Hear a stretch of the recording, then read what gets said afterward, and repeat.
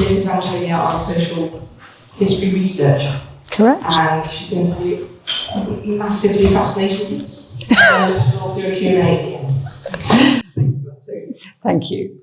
That would suggest to me that Marilyn doesn't really know what I do either. And when she very kindly asked me to do this talk, I thought, well, what can I call it? And although, as she quite rightly says, my title is Social History Researcher, I don't think that really tells you anything, does it? And I'm often asked, or I often hear people saying, well, that funny lady that has that office halfway up the stairs, what does she actually do? And so I'm going to answer that question for you. Well, I hope to answer that question. And I have to say, in all the years that I've done public speaking, this is the first time I've sat down to do it. And I was very inclined to perhaps recline until a gentleman in the front row said, so that's what you do. So I thought, perhaps not. So what do I do? Just to give you a bit of background, I joined Blenheim 17 years ago as part of the education team at Blenheim. And in those days, it was quite a different role to the role it is today. And we were almost autonomous, which is wonderful. So it meant that when we weren't looking after school groups, we could literally kind of think, this is interesting. Let's go and do a little bit of research on this, that, or the other. And in 2008, we had our very first exhibition, which was in this room here. And we then had subsequent exhibitions, which means there was a lot of research involved, which was great. And it meant that I learned an awful lot about how the palace came to be, some of the people that work here, etc. So I've been incredibly lucky. When I moved on from the education department, I concentrated more on the social history side of things.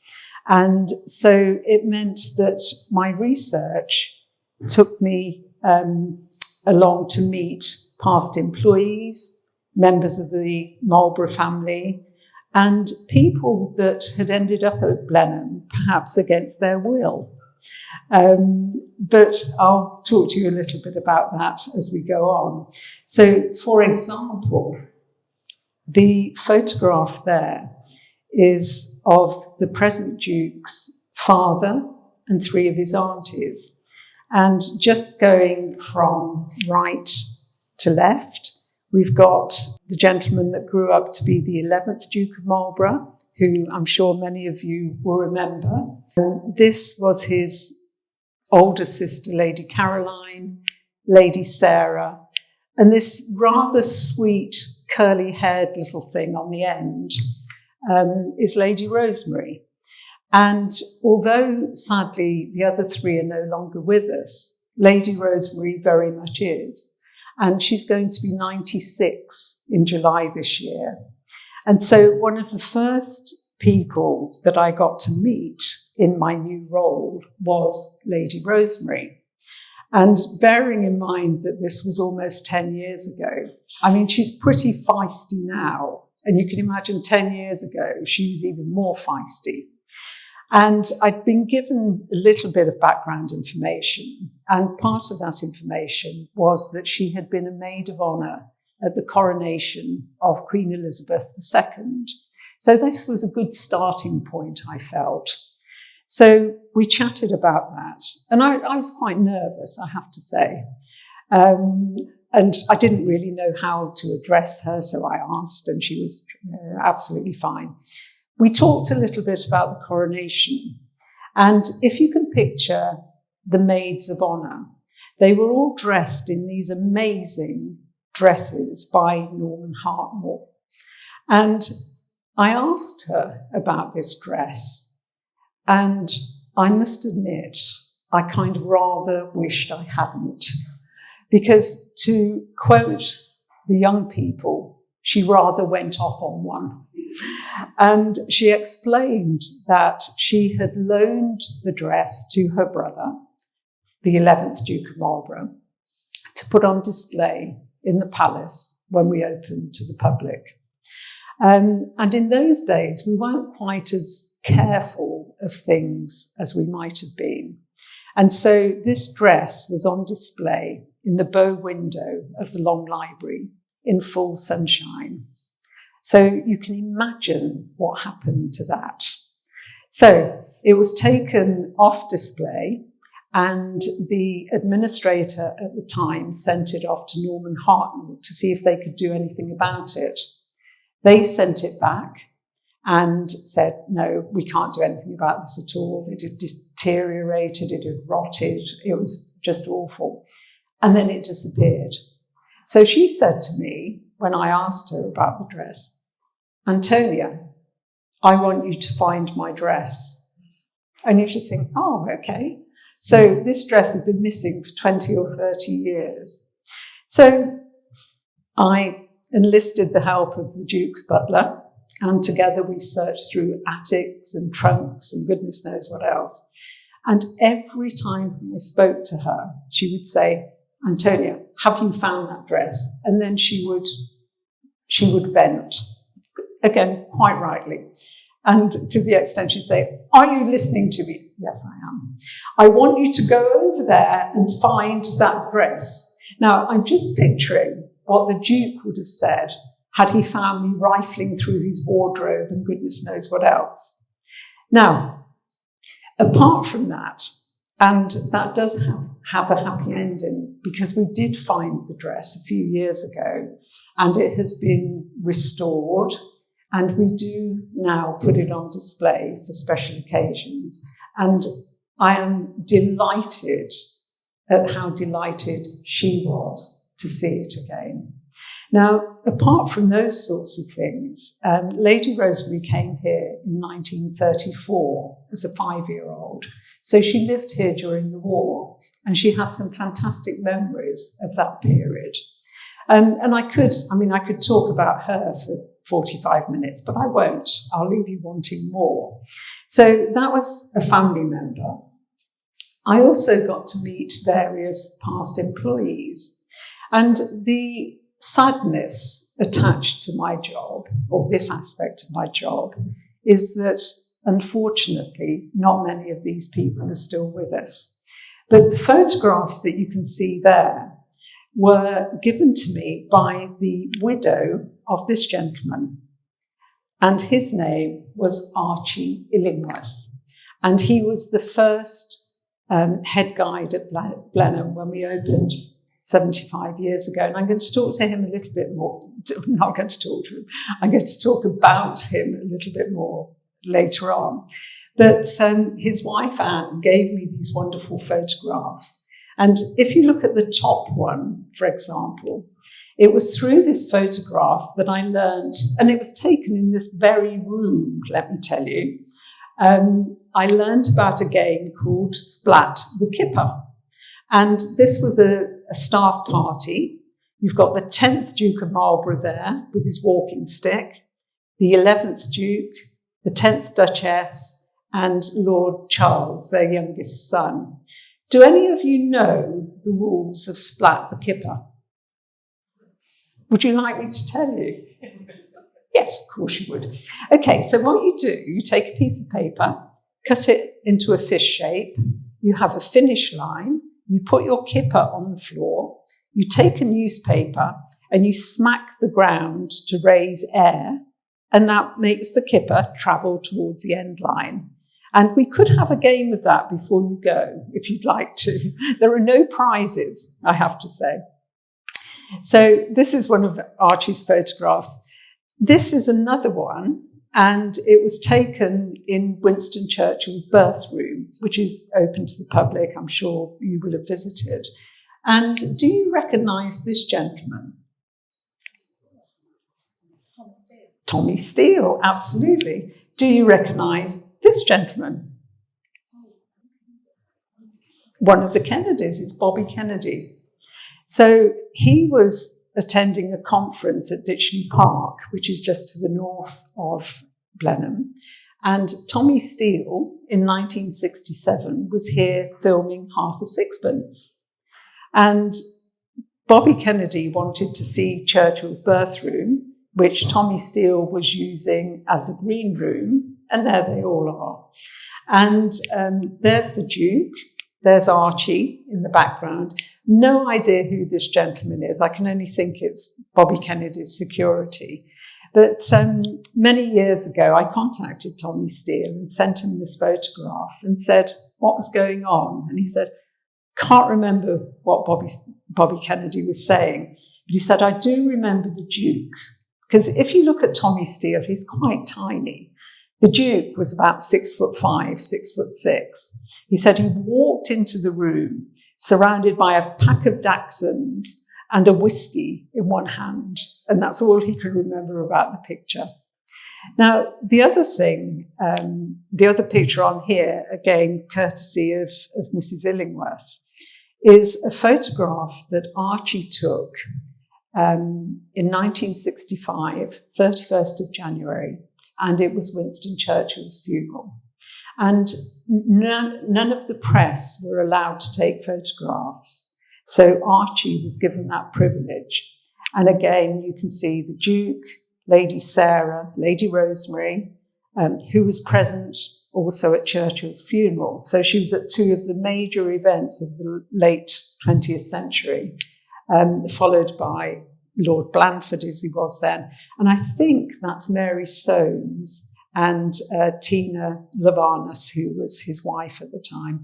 So it's such a rewarding thing to talk to these people, to learn about their times with Blenheim. There's so much to learn. This was, again, one of my favourite interviews was this gentleman in the middle. And again, sadly no longer with us, John Stonebridge, who was one of our gamekeepers. And this is him as a young lad with his father, and I think that was his uncle. And he comes from a generation of gamekeepers. And I can remember going to visit him in his little gatehouse up at Ditchley Gate. And it was a beautiful sunny day.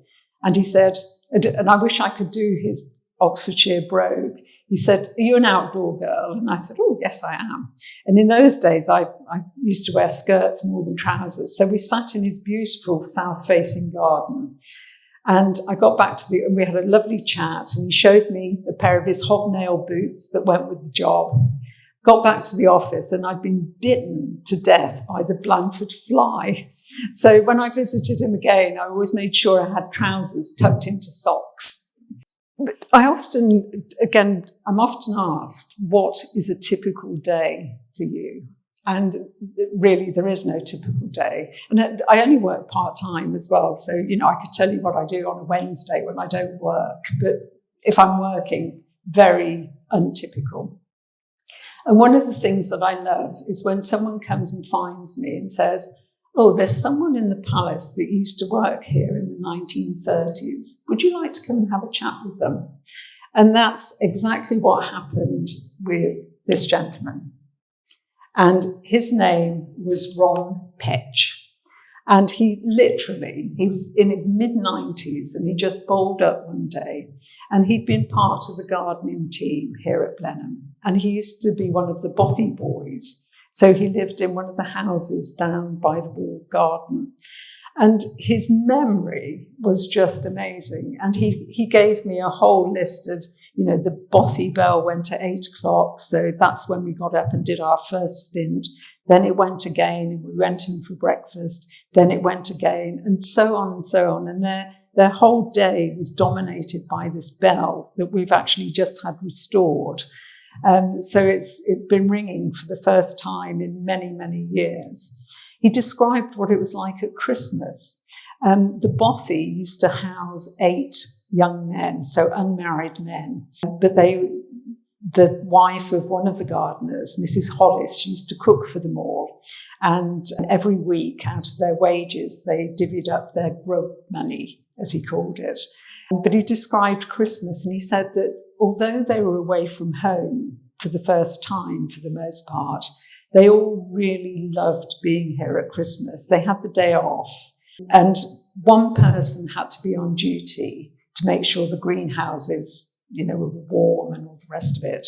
So they got an extra 10 shillings bonus for the day.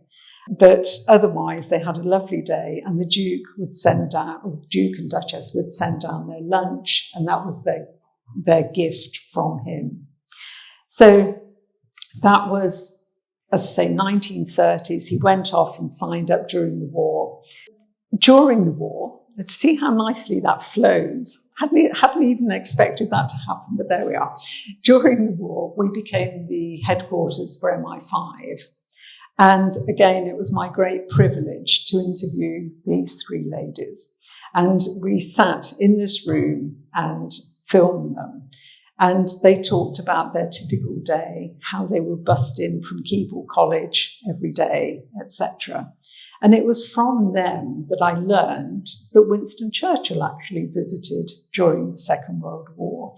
I'd always been led to believe that he didn't, because he didn't want to make Blenheim a bigger target than it already was.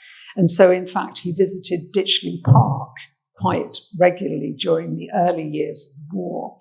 But I want to just share with you, right, so have you all got your fingers crossed for technology? Excellent. This is Cynthia describing Winston's visit. Nobody ever spoke, and everybody will tell you that nobody ever spoke.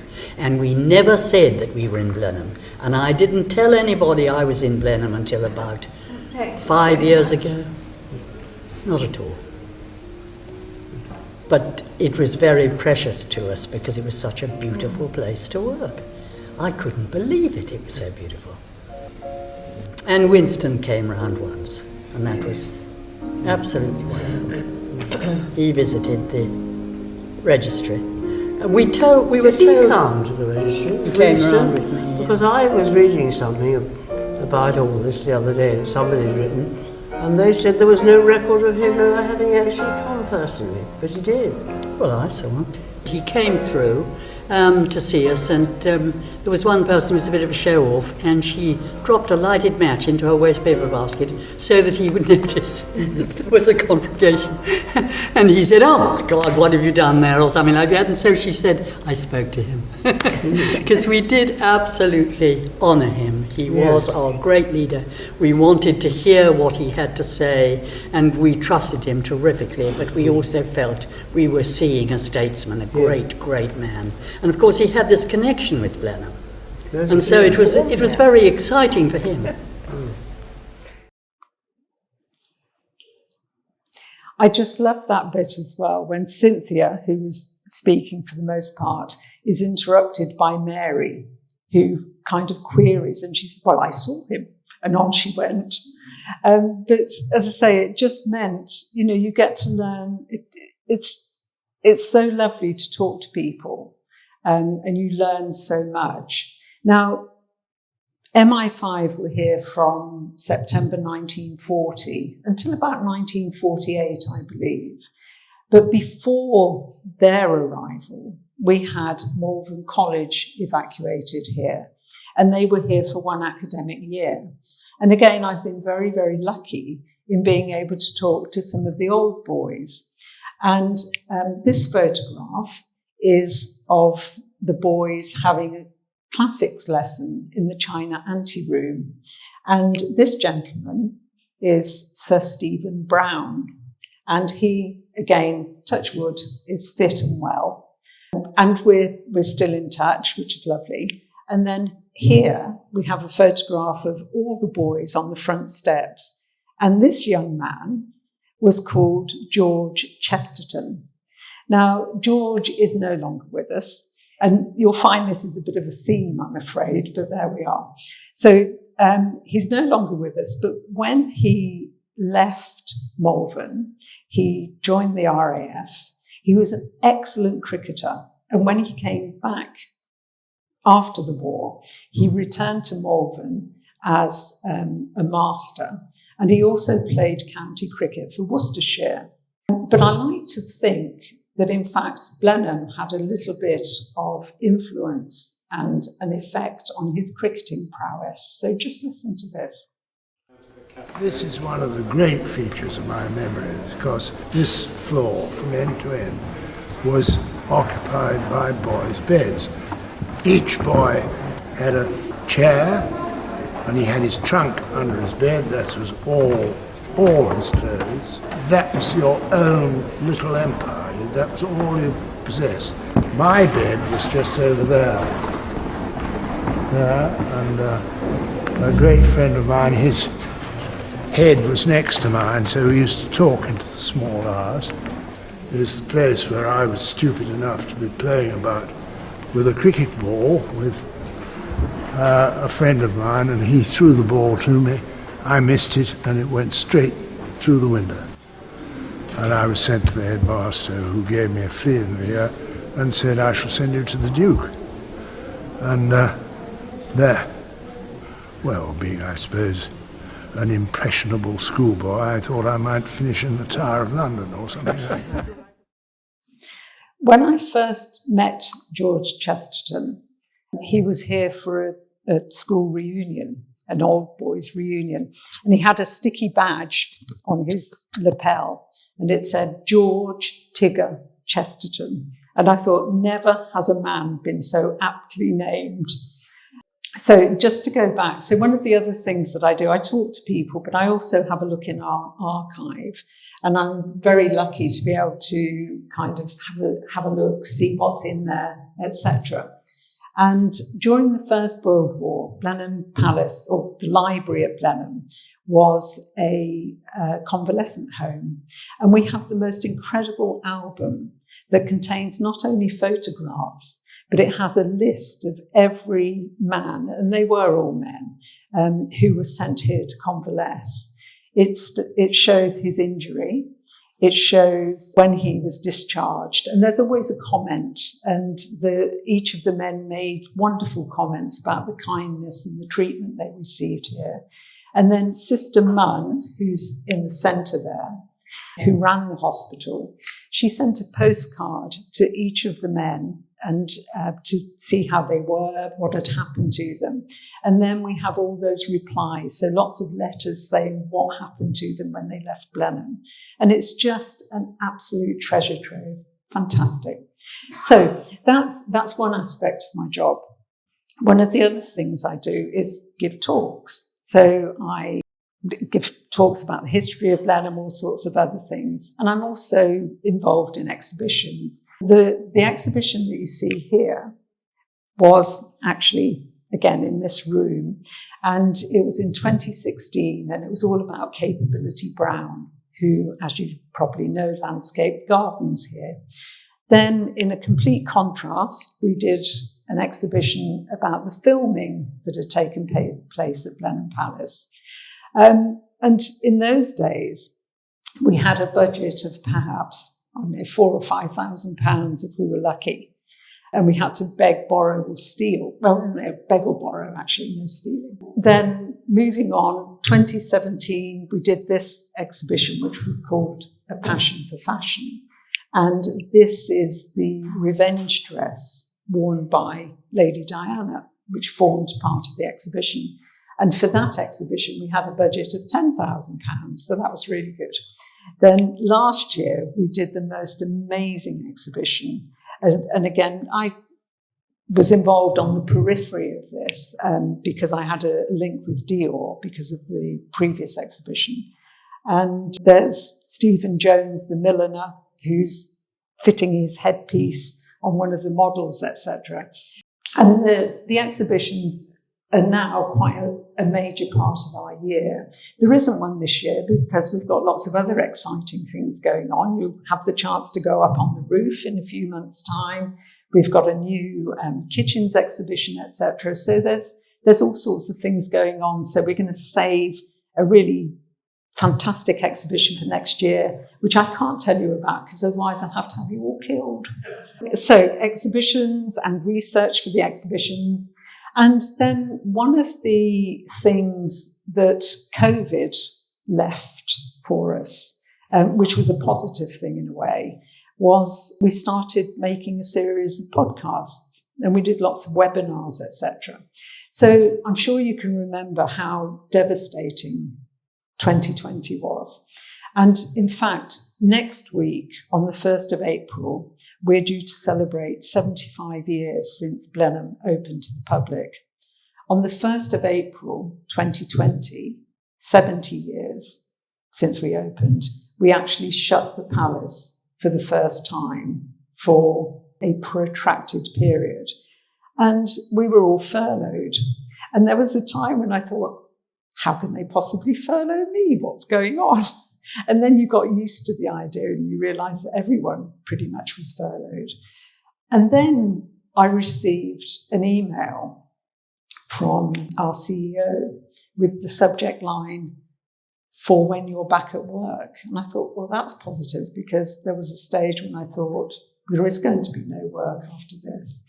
And he said, "I'd love to hear about your ideas for doing the podcast."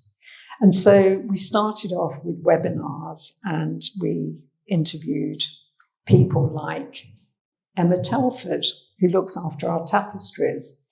We interviewed John Richards, the clockman. We interviewed lots of behind-the-scenes staff.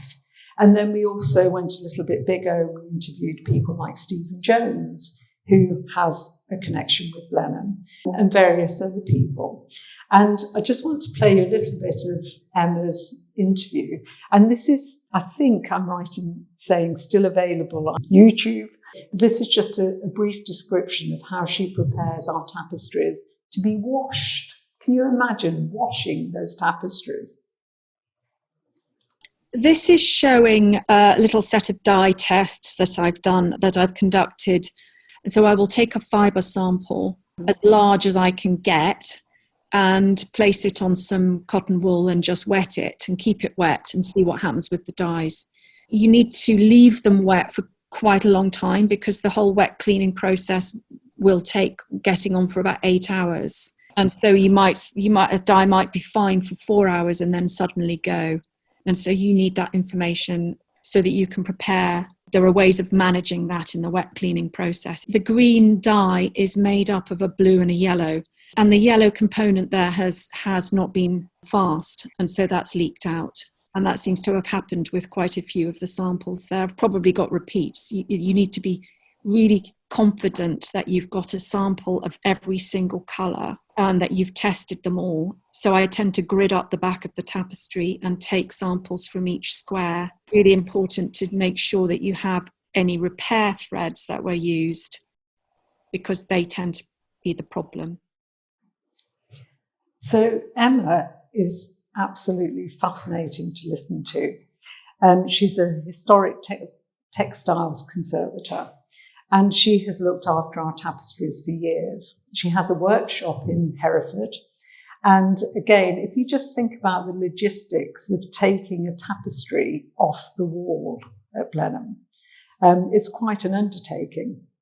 And originally, the tapestries were attached to the wall with poppers or studs.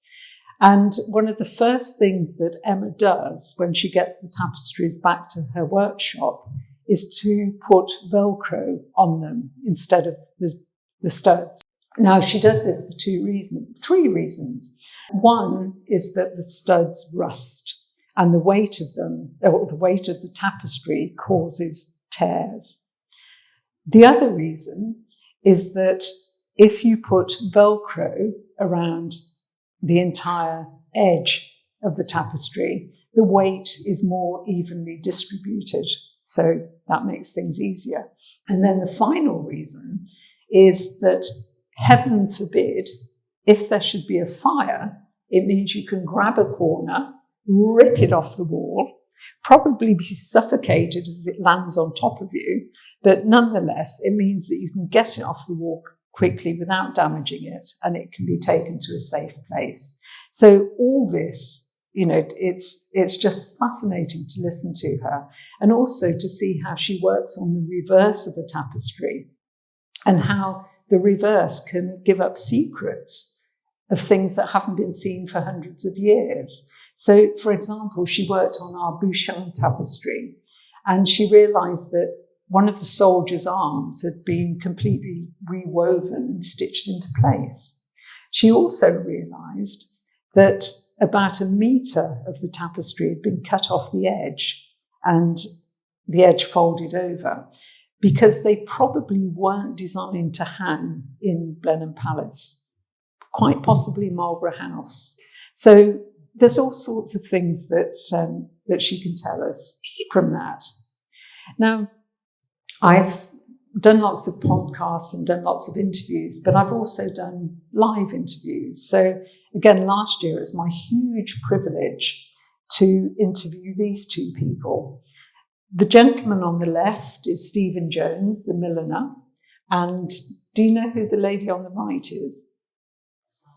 Sandra Rhodes. And the two of them are great friends, and they've collaborated in the past. And so it was a real privilege to talk to them, and they were just great fun. So that's kind of become part of my job. I do a lot of collaboration, and I collaborate with people within the palace and also nationally and internationally. So, for example, towards the end of last year, it was 150 years since Churchill's birth. And so I collaborated with America's National Churchill Museum. And we did a virtual talk on the evening of his birth. I'm due to go to Bletchley Park in June and give a talk about stately homes, or this stately home during the Second World War. We've got the Soldiers of Oxfordshire Museum in Woodstock, and again, it's somewhere that I've given talks occasionally.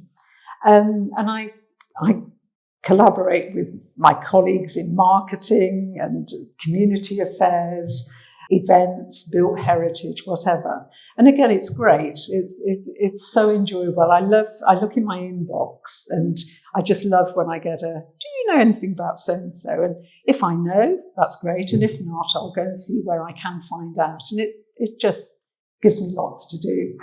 Now, I suppose, though, you ought to be a little bit careful what you wish for.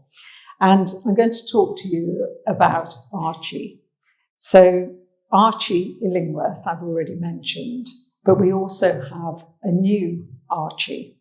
And about 18 months ago, a colleague of mine, who's head of innovation, another department I collaborate with, said to me, "You've been here a while. You've accumulated lots of information about lots of things. How about you share all that? Because we're collaborating or working with a European team to produce a new AI guide. All you have to do is to put all the information there, and AI will sort it all out so that when our lovely visitors come, they will say to you, 'Madam, what are your interests?' And you'll say, 'Oh, I'm particularly interested in X, Y, Z.' And AI will go off and tailor a tour. That's great, isn't it? What he didn't tell me is that AI has to be trained. So you can't have AI without biological intelligence. And so I have been working an awful lot with this colleague to help produce our new guide. So when you come to Blenheim nowadays, and it is fantastic because it really will give you an individual tour, you go to Archie, our virtual guide.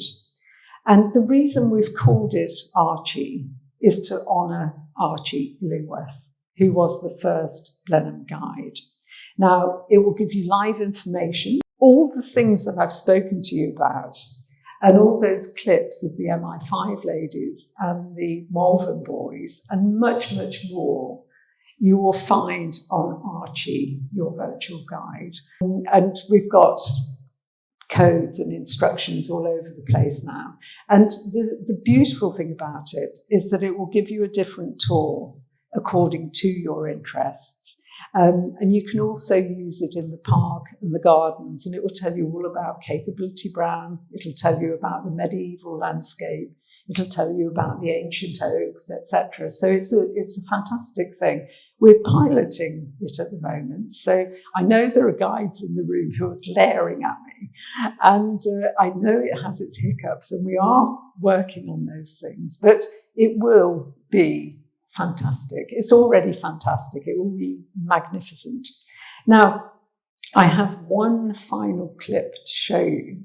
But before that, I think, are there any questions?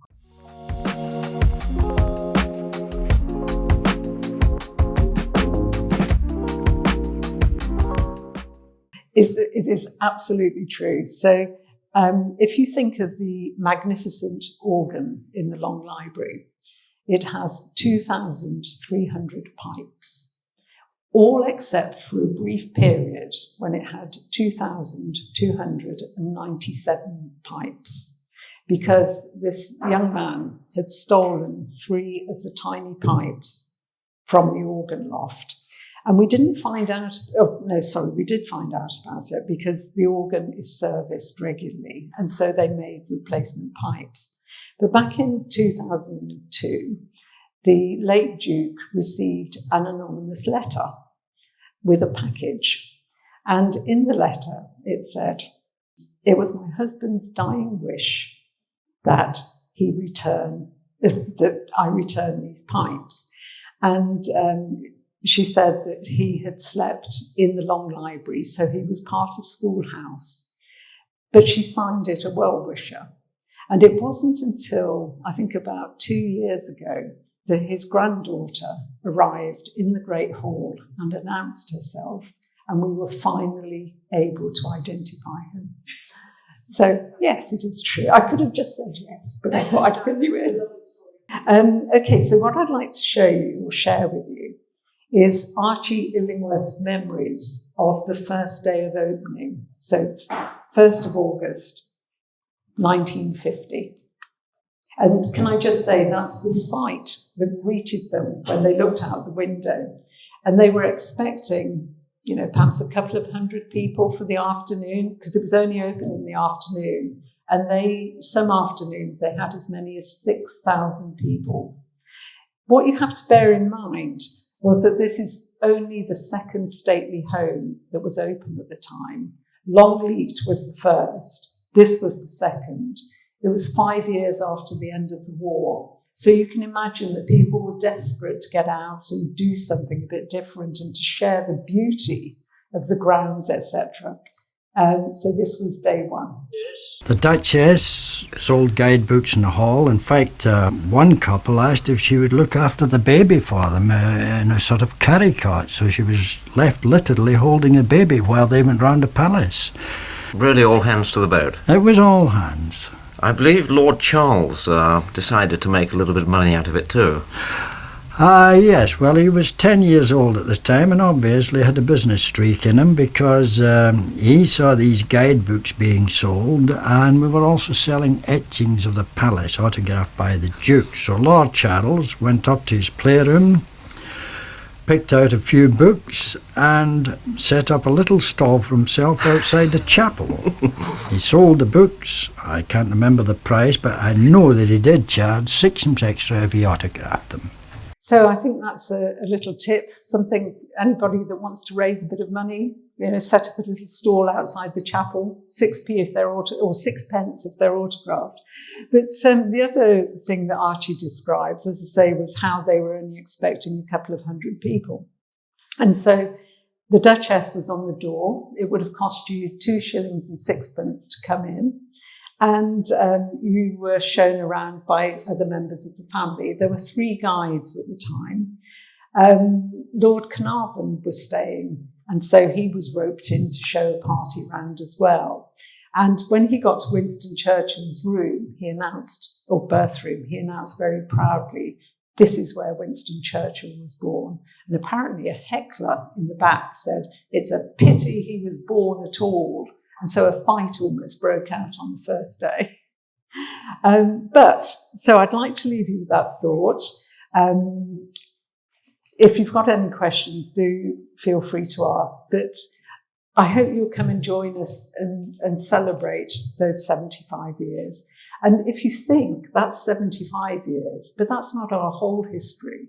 You know, we go back 300 years, and it is truly a unique place. Thank you. Thank you.